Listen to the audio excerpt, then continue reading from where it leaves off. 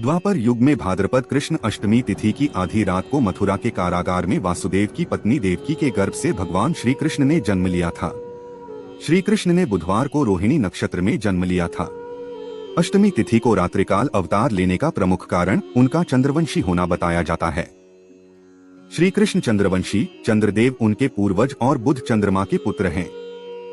इसी कारण चंद्रवंश में पुत्रवत जन्म लेने के लिए कृष्ण ने बुधवार का दिन चुना। भगवान कृष्ण ने माता देवकी के 8वें संतान के रूप में जन्म लिया था। कृष्ण जी का जन्म मथुरा में मामा कंस के कारागार में हुआ था। माता देवकी राजा कंस की बहन थी। इसीलिए भाद्रपद कृष्ण अष्टमी तिथि को भगवान श्री कृष्ण का जन्मोत्सव मनाया जाता है। मामा कंस को सत्ता का लालच था। उसने अपने पिता राजा उग्रसेन की राजगद्दी छीनकर उन्हें जेल में बंद कर दिया था और स्वयं को मथुरा का राजा घोषित कर दिया था। राजा कंस अपनी बहन देवकी से बहुत प्रेम करता था। उन्होंने अपनी बहन का विवाह वासुदेव से कराया था, लेकिन जब वह देवकी को विदा कर रहा था, तभी एक आकाशवाणी हुई कि देवकी का 8वां पुत्र कंस की मौत का कारण बनेगा। यह सुनकर कंस डर गया। उसने तुरंत अपनी बहन और उनके पति वासुदेव को जेल में बंद कर दिया। उनके आसपास सैनिकों की कड़ी पहरेदारी लगा दी। कंस अपनी मौत के डर से देवकी और वासुदेव की 7 संतानों को मार चुका था।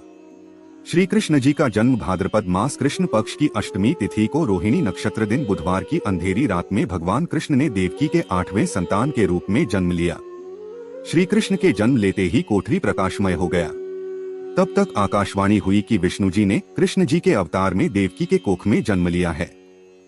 उन्हें गोकुल में बाबा नंद के पास छोड़ आएं और उनके घर एक कन्या जन्मी है, उसे मथुरा लाकर कंस को सौंप दें। भगवान विष्णु के आदेश से वासुदेव जी भगवान कृष्ण को सूप में अपने सिर पर रख नंद जी के घर की ओर चल दिए। भगवान विष्णु की माया से सभी पहरेदार सो गए, कारागार के दरवाजे खुल गए और वासुदेव के हाथों की हथकड़ी खुल गई। वासुदेव जी ने सूप में बाल गोपाल को रखकर सिर पर रख लिया और गोकुल की ओर चल पड़े। वासुदेव भगवान कृष्ण को लेकर नंद जी के यहाँ सकुशल पहुँच गए और वहाँ से उनकी नवजात कन्या को लेकर वापस आ गए। जब कंस को देवकी की 8वीं संतान के जन्म की सूचना मिली, वह तत्काल कारागार में आया और उस कन्या को छीनकर पृथ्वी पर पटकना चाहा, लेकिन वह कन्या उसके हाथ से निकलकर आसमान में चली गई। फिर कन्या ने कहा, मूर्ख कंस, तुझे मारने वाला जन्म ले चुका है और वह वृंदावन पहुंच गया है। वह कन्या कोई और नहीं, स्वयं योग माया थी। बाबा नंद और माँ यशोदा ने कृष्ण जी का पालन पोषण किया।